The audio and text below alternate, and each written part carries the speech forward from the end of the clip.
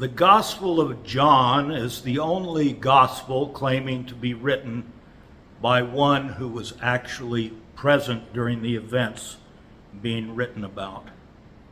John claims to be an eyewitness account of the unnamed disciple whom Jesus loved. And John's gospel is different. Matthew, Mark, and Luke are so similar that they are called the Synoptic Gospels.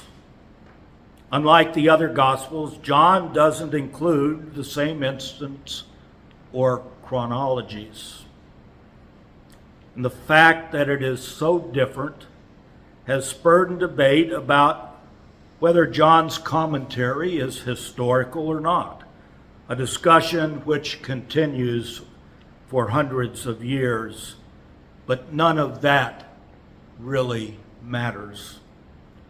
John's gospel was penned between the years of 90 and 110 AD for a Judeo-Christian community that was in the process of breaking away from Judaism.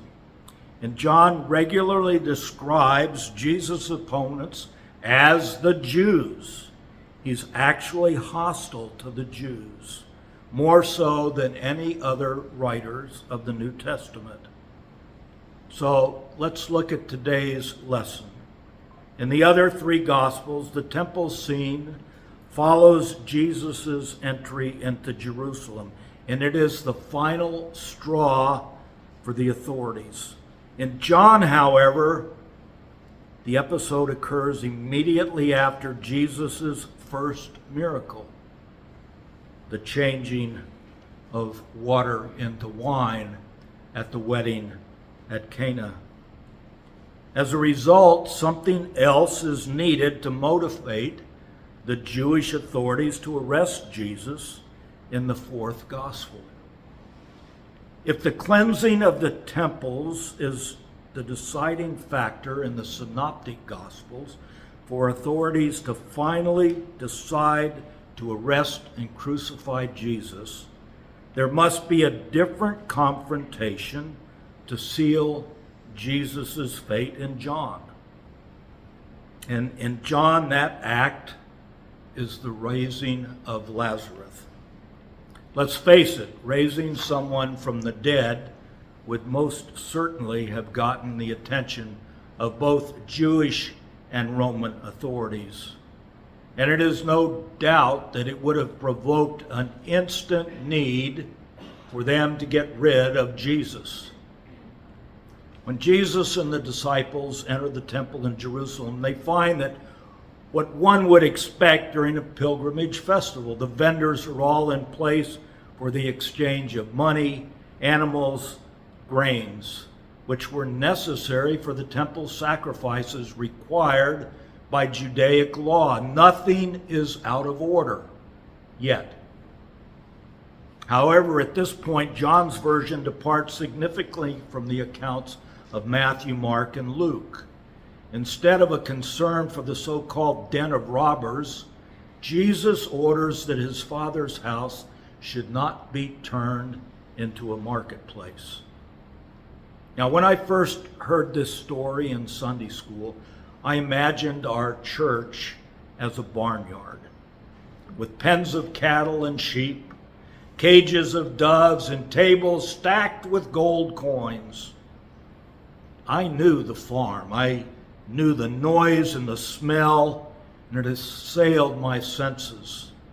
And I imagined that the thousands of coins scattered on the ground among the manure and the startled animals, and people scrambling to grab as much as they could.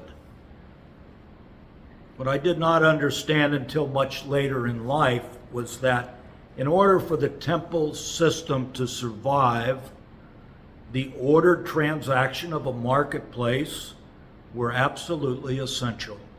The temple had to function as a place of exchange in order to maintain and support the sacrificial structure of Judaism.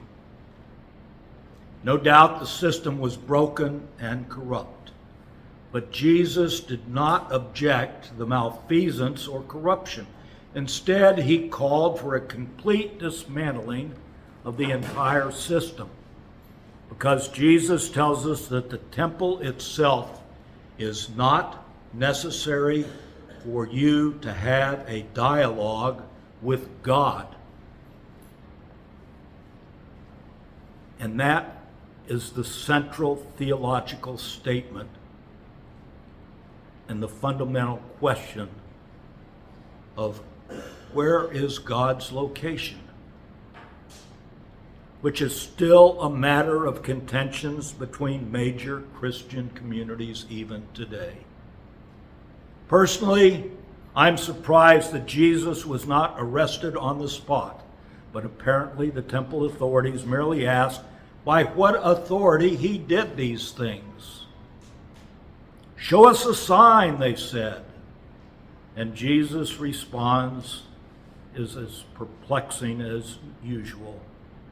The response of the Jewish authorities is emblematic of their reaction in the future. They take Jesus' reply literally, that the temple which Jesus speaks of is the one in which they stand. We know, however, that the temple to which Jesus was referring to was his body. And the 3 days to rebuild the temple is obviously a reference to his resurrection and ascension still to come. If the temple symbolizes the location and presence of God, Jesus is telling the Jewish leader that he is the presence of God. Where one seeks God or expects to find God or imagines God to be are all in play in this one lesson. In Jesus, God is right here, right in front of me, right in front of you. Jesus is the revelation of God, the one and only God, which is repeatedly reinforced in the Bible using different stories, different characters, but all pointing back to the essential truth.